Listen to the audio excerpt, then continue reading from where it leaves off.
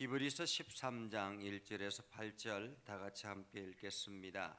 형제 사랑하기를 계속하고 손님 대접하기를 잊지 말라.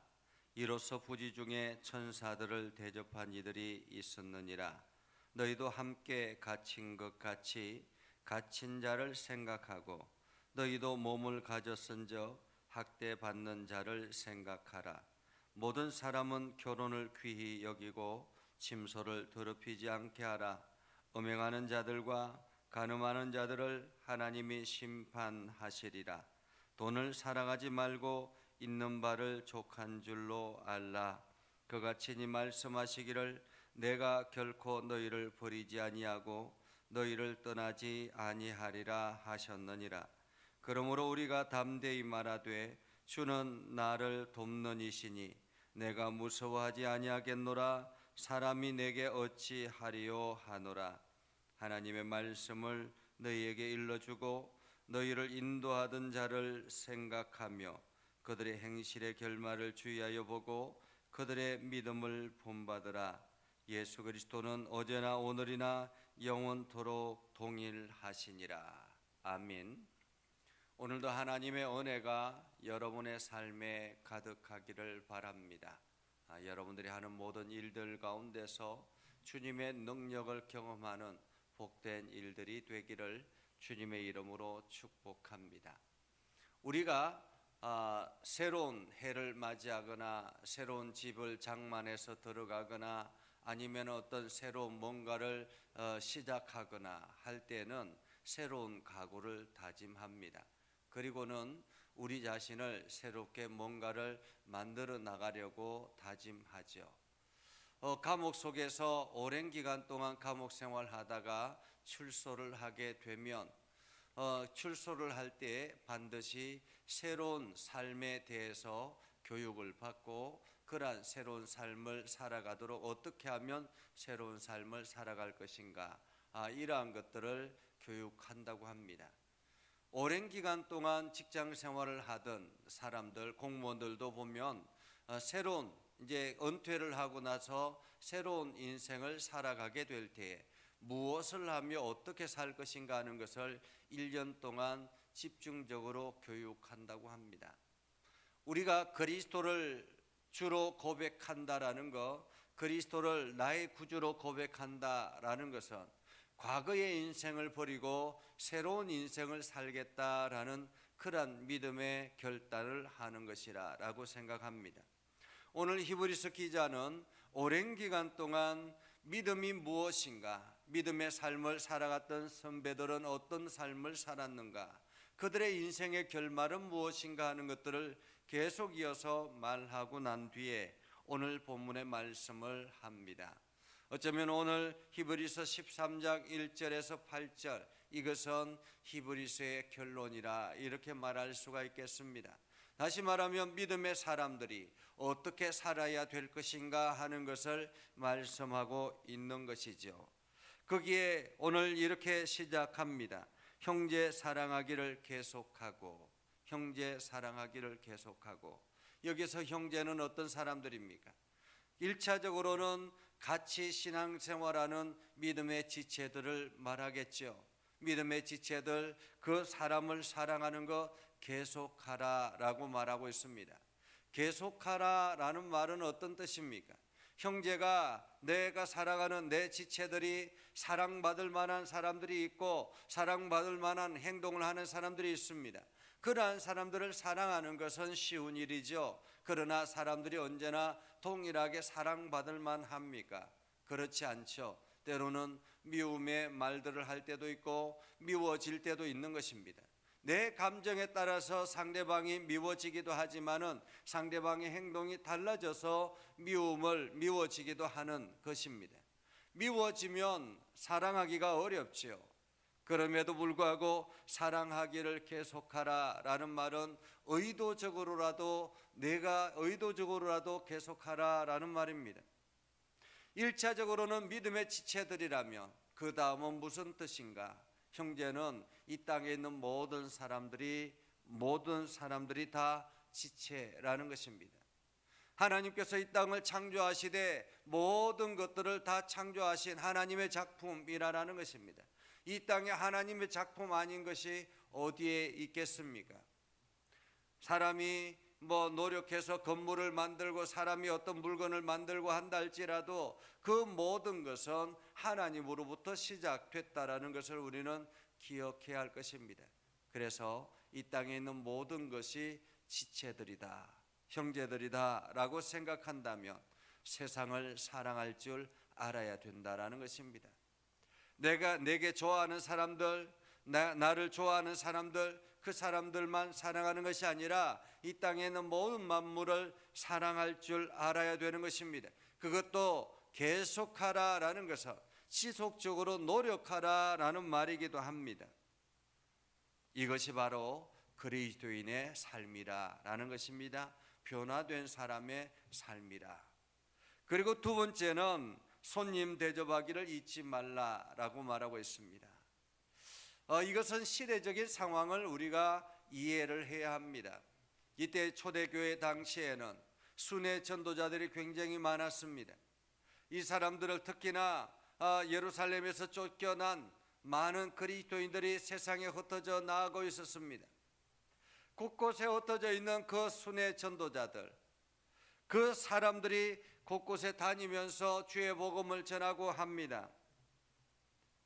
그러한 사람들이 지금처럼 여관이나 혹은 여러 가지 숙박 시설이 잘 되어 있는 것도 아니기 때문에 대부분 이렇게 노숙을 하거나 혹은 사람들의 집에 들어가서 그 사람들과 함께 어울려서 생활하게 되는 것이죠.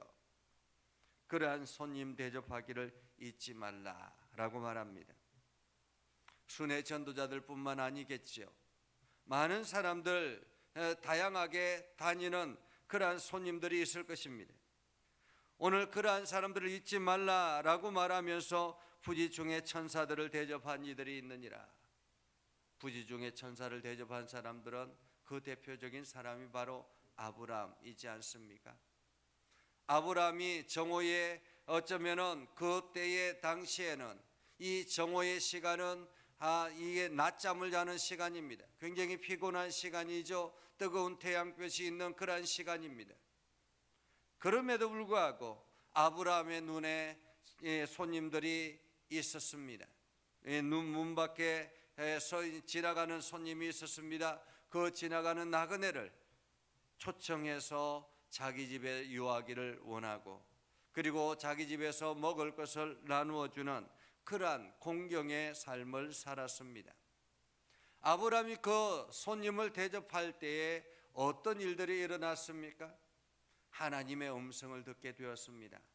아내 사레가 오랜 기간 동안 아기를 낳지 못하고 있다가 그 아기를 낳을 것이다라는, 내년 이맘때 아기를 안을 것이다라는 하나님의 음성을 듣죠. 그리고 조카 사랑하는 롯의 미래에 대해서 음성을 듣습니다. 그래서 아브라함이 그 손님들과 이게 거래를 시작하죠. 50명이 되어도 멸망하겠습니까? 45명이 되어도 멸망하겠습니까? 이것이 소돔 고모라를 위한 아브라함의 사랑이었습니다. 그것은 바로 손님 대접하는 가운데서 일어난 은혜라는 것입니다. 우리도 지나가는 나그네 손님들을 대접할 때에 이러한 나도 모르게 대접하는 이러한 천사들이 있을 수 있다라는 것입니다. 그래서 지나가는 손님들을 함부로 대하지 말고 그들을 대접하라라는 것입니다. 그리고 3절에 너희도 함께 갇힌 것 같이 갇힌 자를 생각하고 너희도 몸을 가졌은즉 학대받는 자를 생각하라. 여기서 갇힌 자, 학대받는 자들은 어떤 사람들일까요? 그것은 바로 그리스도 복음 때문에 갇힌 자 되고 복음 때문에 학대받는 자들을 말하는 것입니다. 마찬가지로 예수 그리스도 때문에 고통받는 사랑하는 지체들을 생각하라라는 것입니다. 그리스도를 믿음으로 가정에서 핍박을 당하고 그리스도를 믿음으로 주변의 사람들로부터 비난을 당하고 그리스도를 믿음으로 말미암아 사람들로부터 외면당하는 그러한 살아가는 지체들, 그들이 없는지 우리가 주변을 돌아보고 그들을 생각하라라는 것입니다. 생각하라라는 말은 그들을 도우라라는 의미이기도 하겠죠. 그리고 모든 사람은 결혼을 귀히 여기라. 결혼을 귀히 여기라. 하나님께서 짝지어 주신 그 사람, 하나님께서 짝지어 주신 사람을 사람이 임의로 나누지 못할지니라라고 말하지 않습니까? 하나님께서 결혼이라는 제도를 통해서 하나님 나라의 작은 가정을 만들어 주셨습니다. 이것은 하나님께서 주신 제도라는 것입니다. 그렇기 때문에 결혼을 귀히 여기라. 결혼을 귀히 여기라라는 것은 사랑하는 아내를, 사랑하는 남편을 소중하게 여기라라는 말입니다. 바람 피지 말라라는 거죠. 음행하거나 가늠하는 자들이 있지 않도록 하라라는 것입니다. 그들에게는 심판이 있겠다라고 말씀하고 있습니다. 침소를 더럽히지 말라라는 말은 바람 피지 말라라는 말입니다. 돈을 사랑하지 말고 있는 바를 족한 줄로 여기라. 물질에 대한 문제, 있는 바를 족한 줄로 여기라. 하나님께서 물질을 공급하여 주십니다. 여러분들이 11조를 하는 이유는 무엇입니까? 이 모든 것이 하나님께서 주신 은혜다라는 것을 생각하고 하나님께 그 예물의 열의 하나를 구별하여 드리는 것이 11조입니다. 나에게 물질을 공급하시는 분은 하나님이시다라는 거죠. 그렇기 때문에 하나님께서 나에게 필요한 만큼 공급하시는 것입니다. 하나님께서 내가 재정관리를 더 잘할 수 있으면 더 많은 것들을 공급하여 주시겠지요. 이러한 돈을 사랑하지 말고 있는 바를 족한 줄로 알라. 그가 친히 말씀하시기를 내가 결코 너희를 버리지 아니하고 너희를 떠나지 아니하리라. 이것은 하나님께서 내 인생을 책임지겠다라는 것입니다. 우리가 물질을 사랑하기 시작하면 하나님으로부터 멀어지기 시작한다라는 것입니다. 물질보다 하나님을 최우선 가치로 여기기 시작하면 하나님께서는 물질이 필요할 때마다 공급하신다라는 것입니다. 일용할 양식을 공급하여 주시되 이스라엘 백성들이 광야에서 40년의 인생을 이스라엘 백성들이 잘해서 지낸 것이 아니라 하나님께서 그들과 동행하셨기 때문에 40년의 광야의 인생을 버틸 수가 있었던 것입니다. 우리가 물질의 가치를 두는 것이 아니라 하나님을 가치 우선으로 둘 때에 우리의 믿음은 더욱더 굳건해질 뿐만 아니라 우리의 삶은 안전해질 수 있는 것입니다.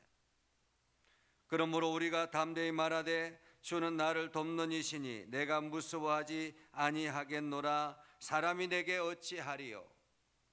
하나님께서 나와 동행하시는데 하나님께서 내 손을 붙잡고 계시는데 사람들이 어찌하리요 라는 것입니다. 세상을 두려워하지 않게 된다라는 것입니다. 그리고 하나님의 말씀을 가르치는 자들, 다시 말하면 목회자들, 이게 선교사들, 전도자들 이런 사람들을 말하겠죠. 그런 사람들을 생각하고 그들의 행실의 결말을 주의하여 보고 그들의 믿음을 본받으라 라고 말하고 있습니다. 다시 말하면 먼저 믿는 사람들, 그들을 본받으며 걸어가라라는 것입니다. 믿음의 길을 온전하게 걸어간 믿음의 선배들, 그 사람들이 어떤 삶을 살아갔는지, 그 인생의 결말이 어떠했는지, 그가 마지막 하나님 앞에 어떻게 나아갔는지 이러한 것들을 보면서 오늘도 우리 자신의 삶을 믿음으로 굳게 하라라는 의미이겠죠. 그래서 예수 그리스도는 어제나 오늘이나 동일하다라고 말합니다. 어제나 오늘이나. 이 말은 믿음의 선배들이 살아갔던 그 시대의 예수 그리스도나 지금 우리가 살아가는 예수 그리스도나 또 내일 살아갈 우리 다음 세대들인 그때의 예수 그리스도는 동일하다라는 것입니다. 그래서 그때 하나님께서 붙잡아 주셨던 것처럼 오늘도 우리의 손을 붙잡고 계시고 내일도 여전히 우리의 다음 세대들이 붙잡고 가야 될 그 예수 그리스도, 그분과 함께 동행하며 나아가라라는 말인 것입니다. 오늘 본문의 말씀은 이 땅에 있는 성도들이 살아가야 될 방법에 대해서 말하고 있는 것입니다. 오늘 여러분들이 이러한 삶을 살아서 하나님의 사랑을 온 땅에 전하며 그리스도의 삶을 살아가는 복된 삶을 살아갈 수 있기를 주님의 이름으로 축복합니다. 기도하겠습니다. 거룩하신 아버지 하나님, 오늘도 우리 가운데 함께 하시고 하나님의 은혜를 부어주셔서 믿음의 길을 온전하게 걸어가게 해주심을 감사드립니다. 날마다 주의 영광을 드러내게 하시고 날마다 하나님의 이름을 온 땅에 선포하며 나아가게 하시고 날마다 그리스도의 사랑 안에 머물며 살아가게 하옵소서. 오늘도 기도하며 나아가는 모든 심령들 가운데 함께 하시고 하나님의 지혜가 넘쳐나게 하옵소서. 예수님의 이름으로 기도드리옵나이다. 아멘. 이제는 우리 구주 예수 그리스도의 은혜와 하나님 아버지 극진하신 사랑과 성령님의 감화 감동 역사 위로 교통하시며 은혜가 주의 말씀 붙들고 나아가는 믿음의 백성들 위해 하는 모든 일들 위해 영원토록 함께 하옵시기를 간절히 축원하옵나이다. 아멘.